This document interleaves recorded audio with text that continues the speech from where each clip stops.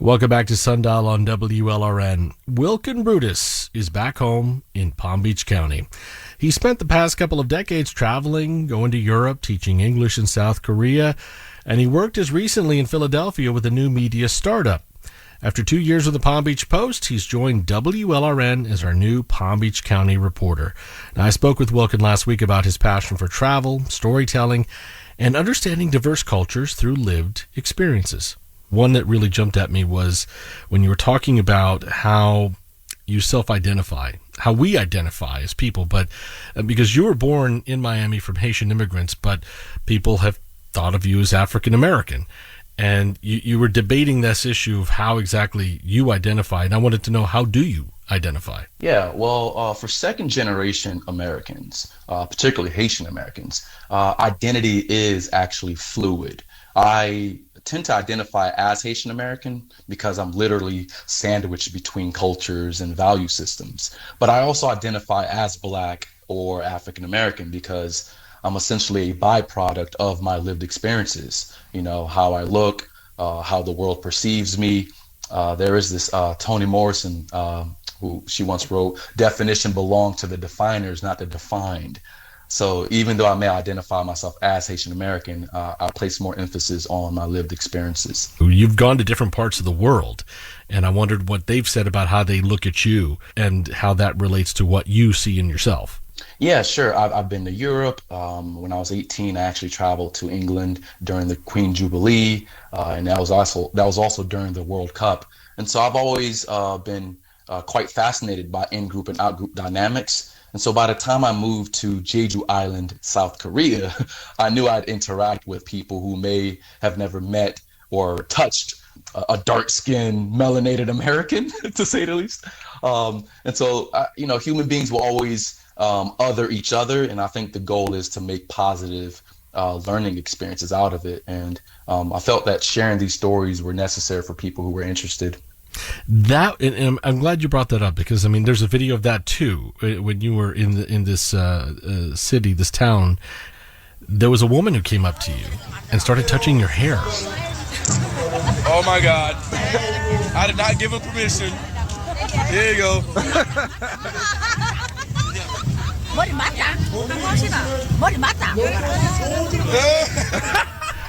It was so uncomfortable to watch, and yet how it all played out. I'm wondering, how did you feel, as people are looking at you and maybe they had never seen a dark-skinned person before? Were you uncomfortable or threatened? I was definitely interested as well. I think when people other another human being, they don't realize that their reaction is also reciprocal. That video was viral on Facebook. I think it sits around 6 million views, and majority of the comments were quite surprised by my positive reaction to that woman. And she was an old woman. Grandmothers get a lot more leeway. Babies and grandmothers, right? Babies and grandmothers can do anything. And so you can clearly sense that she had no malintent, that she wasn't trying to pet me as some sort of pet, that there was this sort of urge, this human urge to just be near me, just to be close to me. And I think any human being would want to experience that, especially if they're living on an island in South Korea. You spent 4 years in South Korea. How did you end up there? Yeah, so I was a certified English teacher in Jeju Island and Busan. In 2009, I spent months researching how to teach abroad. And by early 2010, I took an informed risk in the Korean education system. And I went there with no friends or contacts. And that's how it happened, off the limb. Those experiences like that, I wonder, you think about, growing up in South Florida, and it's a very diverse area. But how then you go to another country all the way around the world, how your time there shaped your perception of diversity and again of self-identity, considering how different a place it was. Sure. I've always had the travel bug and this sort of undying quest to understand different cultures, the human condition, to challenge my system of reality. And I left a few weeks after the devastating earthquake in Haiti. And I was actually still trying to hear word from cousins who were displaced from that earthquake. So I left with a heavy heart. But as the only Haitian American on that island, I found myself serving as this sort of unofficial ambassador for all things Haitian and Black American. It was quite the experience. Going through some of the other videos, another one that I found so fascinating was, talking about trying to understand how a generation has grown and represented itself through social media. First of all, you're talking about millennials, right? Yeah, so I was born in 1983, so I consider myself the elder statesman of millennials, right? Okay, yeah. And millennials have this this do-it-yourself spirit through tech. Early blogging days, MySpace, Tumblr, YouTube tutorials and commentary, startups, the rise of coding camps. We cultivate ideas through better software and community building tools. But I do fear the echo chambers we've built, because everyone is suffering from information overload. And I think that crosses generations. But to some extent, millennials have been ready for this, because we've always navigated this sort of fragmented world. But I'm wondering, in your travels, in your journeys, and understanding how millennials have been shaped by technology, what else do you see in the other generations and how technology is shaping us? For example, my parents are avid WhatsApp users.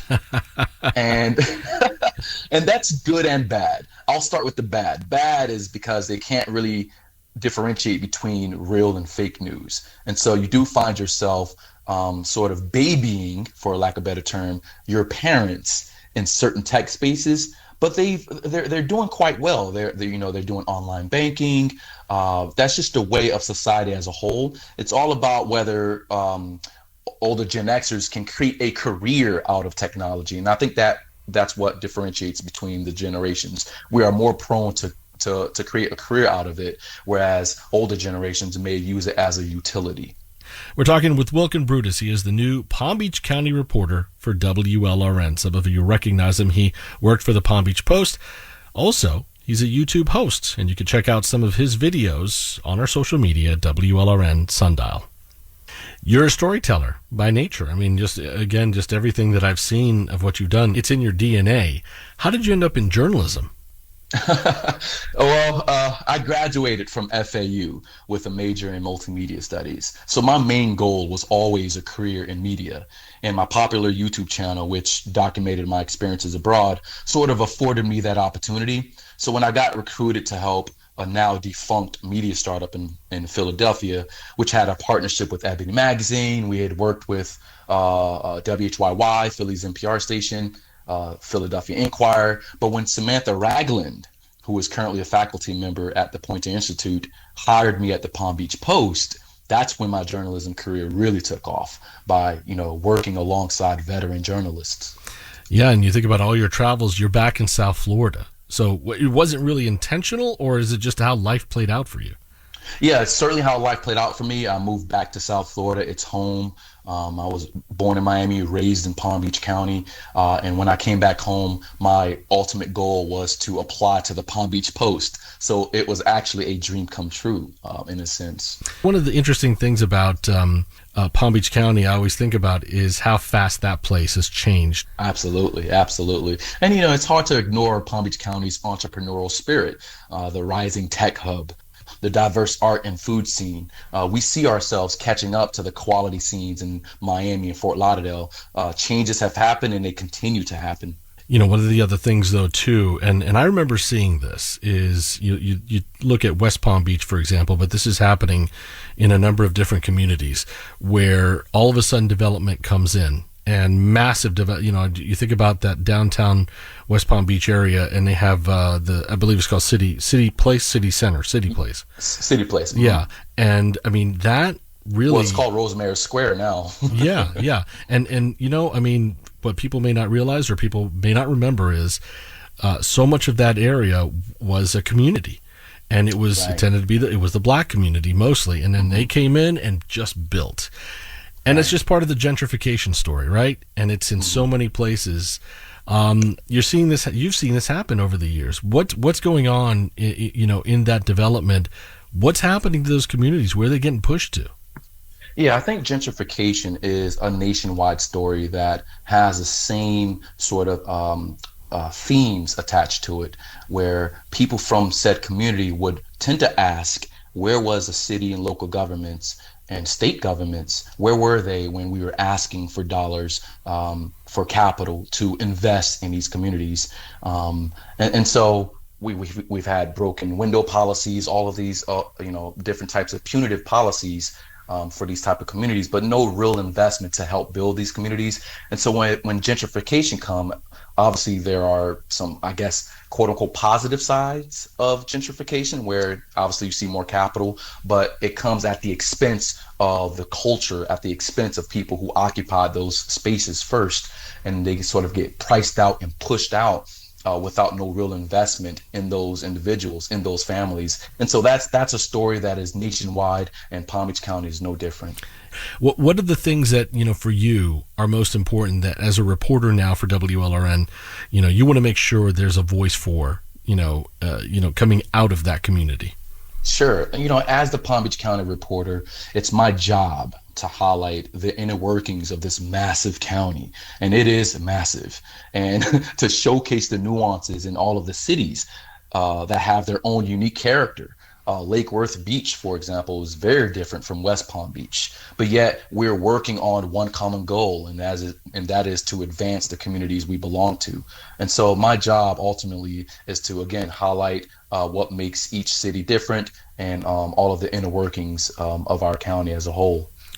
Any stories you're working on right now? I know you just started, but you're ready to jump right in. So what kind of stories are you working on right now?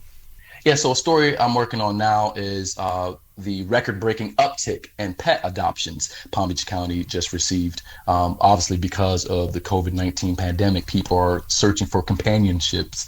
And so I'm working on that story. I'm also working on a Haitian translation story, making sure that the Haitian community is receiving essential services by making sure that they're receiving documents that are adequately translated. So there are definitely a number of stories that I'm working on right now.